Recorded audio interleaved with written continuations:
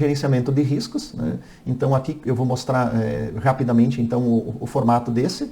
Eu procurei fazer um documento bastante objetivo também, sem muita conversa protocolar. Vocês vão ver aqui que poucas páginas são relacionadas a textos padronizados, o resto é realmente uma documentação com os dados constantes no programa de gerenciamento de risco. Então tem a identificação aqui da empresa, os responsáveis pela empresa. Podemos até olhar aqui, ó, de texto padrão. Nós estamos na página 6. E nós vamos correr aqui algumas coisas padronizadas em algumas páginas, como é que é feita aqui o PGR, que é a matriz 5x5, os critérios para dar para o PGR em relação à severidade e a probabilidade de ocorrência do dano, para definir nessa matriz aí a intensidade, o nível de risco de cada agente.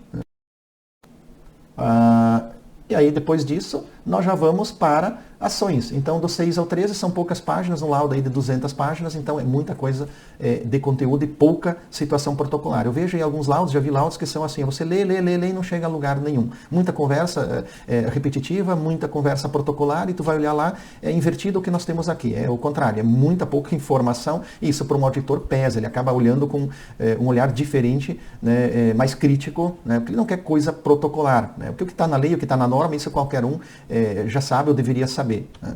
Então aqui demandas conforme análise crítica do PCMSO, o médico do trabalho ele analisa e vê que tem lá, por exemplo, muitas doenças relacionadas com o trabalho. Essa análise dele, ela passa diretamente para dentro do PGR.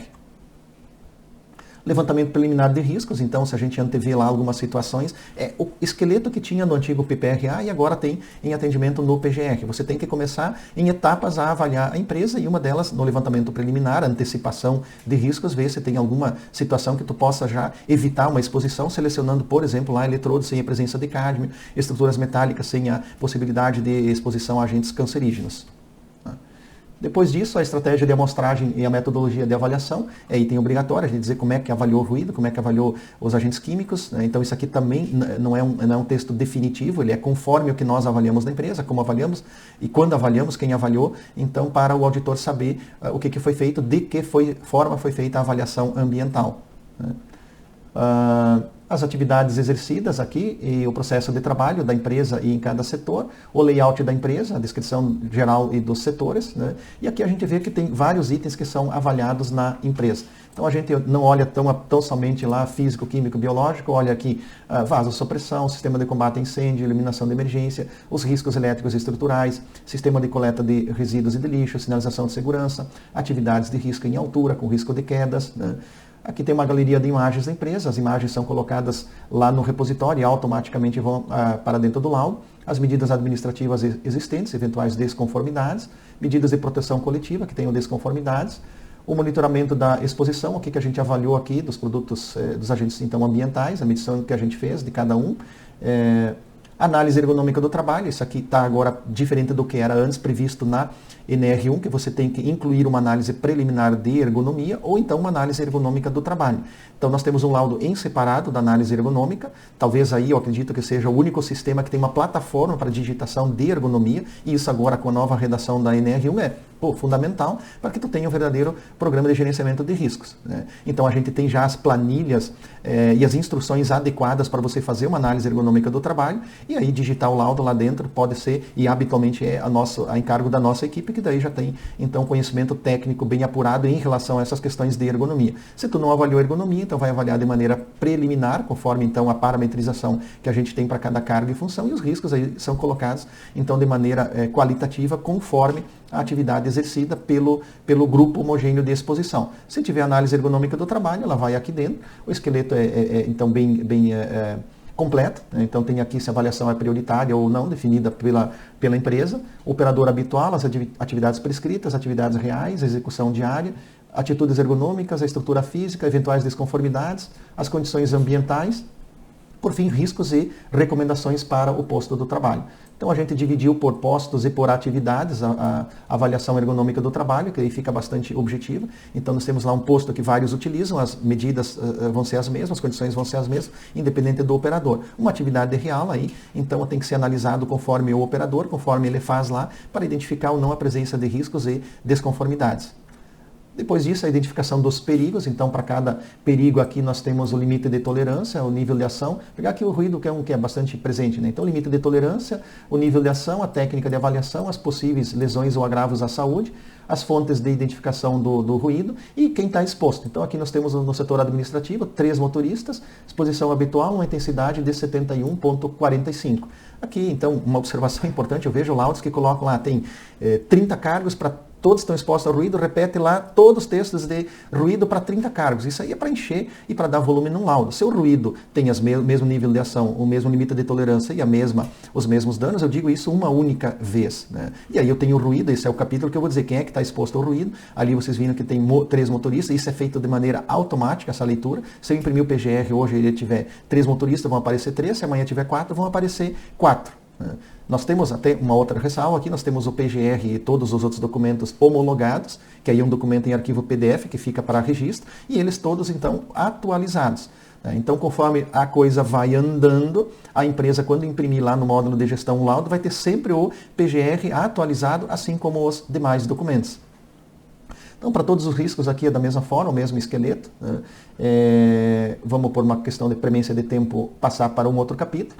Procedimentos a serem adotados em caso de acidentes ou doença do trabalho. Então, é específico para cada agente e os agentes que estão na empresa. Eu construí no banco de dados lá para cada agente todo o detalhamento. Então, tem um capítulo lá, ações a serem tomadas no PGR. Tem ruído na empresa, ele inclui no PGR. Ações do PCMSO. Tem ruído, inclui no PCMSO. O funcionário, ao ser admitido anualmente e nas auditorias, se ele está exposto ao ruído, tem lá um texto para o ruído. São 3 textos já formatados, em acordo com o documento para o que ele vai servir. Não é um texto que vai precisar ser construído cada vez. Ele tem ruído, ele já puxa aí, então, a questão do ruído. Que é uma coisa que tudo é obrigatório. Não criamos nada aqui em relação a nenhuma normativa, a não ser o que está sendo exigido pela norma. Aqui a avaliação de riscos do grupo homogêneo de exposição. Então nós temos aqui, vamos pegar um que tenha mais riscos e ruídos, ruído como risco para vocês verem aqui, um capítulo mais adequado. Aqui eu estou fazendo essa apresentação aqui ao vivo, pegando um laudo real e em tempo real também. Né? Então vamos ver aqui uma mensuração de um cargo que tenha mais agentes, e vocês vão ver, o esqueleto aqui ele é o mesmo para todos, né? Que tem bastante cargo administrativo. Né? Tá.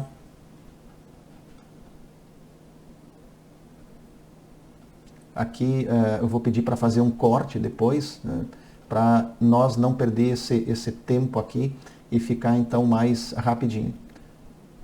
Então aqui nós temos o auxiliar de mecânico, o número de funcionários é de 10, o que equivale a 9,62% sobre o total de funcionários da empresa. As atividades do grupo homogêneo de exposição, a exposição a riscos ocupacionais. Então ele está exposto a ruído, o risco foi considerado moderado, a exposição habitual, uma intensidade de 81,15%, proteção coletiva e individual considerado eficazes. Os demais agentes, a mesma situação. Aqui a justificativa para a mensuração dos riscos. Né?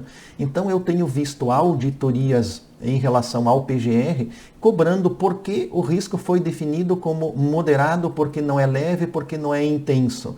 Nós temos lá naquela parte protocolar a justificativa de probabilidade e severidade dos agentes. A severidade de todos os agentes eu defini no banco de dados, conforme os critérios aí de severidade em relação a ele ser mais ou menos agressivo, ter maior potencial de causar doenças graves como câncer, maior volatilidade e dispersão no ambiente. Então tem vários critérios que foram utilizados para definir se o risco, se a severidade do agente é de grau 1, 2, 3 e 4. A matriz é 5x5, por que não tem no banco de dados a graduação 5? Porque conforme o PGR, conforme a magnitude de consequências de danos deste agente, então nós vamos levar em consideração aí o número de expostos e nós vamos sempre aumentar um grau em relação à severidade. Se é 2 passa para 3, 3 para 4, 4 aí passa para 5, que é o máximo. E a proteção é conforme as medidas de proteção adotadas, conforme então a intensidade daquele agente na avaliação quantitativa que a gente fez ou na qualitativa que a gente mensurou. Então aqui tem a explicação. Por que o ruído foi considerado como sendo um risco moderado para esse cargo? A severidade é 3, sempre vai ser 3, e a probabilidade foi considerada 2. Então a severidade aqui tem a explicação, né, do porquê a severidade do ruído é 3, e a probabilidade então foi definida como 2, porque tem proteção, porque não tem casos de PAIR evidenciados para este então cargo no PCMSO do período anterior. Dando sequência aqui, então todos os cargos têm o mesmo esqueleto, a mesma então estrutura, né, em relação a, esse detalhamento da exposição do trabalhador. Né.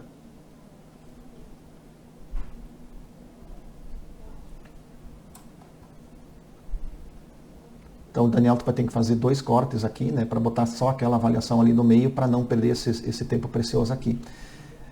Dentro do PGR foram incluídos 2 também capítulos importantes. Tá? O PGR ele é continuado. Ele tem que ser reavaliado a cada 2 anos e à medida em que ocorrem alterações na estrutura da empresa, no layout, criação de novos setores, extinção de setores, mudança de insumos, enfim, tudo que mudar tem que ser reavaliado a qualquer tempo. Dentro do PGR eu coloquei 2 capítulos, então, em relação às medidas que a empresa tem no seu programa de gerenciamento. Então, as medidas que já foram realizadas, em sendo realizadas e tendo a eficácia comprovada, eles entram num capítulo do PGR, que é esse aqui de implantação de medidas de controle e avaliação da eficácia. Então, o agente, a medida, a data, a avaliação da eficácia e as observações em relação a essa medida. Isso dá mostra para o auditor, se for o caso, se é um laudo para ele, que há um trabalho continuado, que você tem 10 medidas em aberto, foram realizadas outras 10, 20, 30 medidas ao longo do tempo. Tá? As medidas que estão em aberto vão estar aqui no cronograma de ação. Essas medidas são as mesmas medidas que estão naquele protocolo de entrega e no documento de auditoria. Só aqui estão com uma discriminação um pouco maior em relação ao setor, aos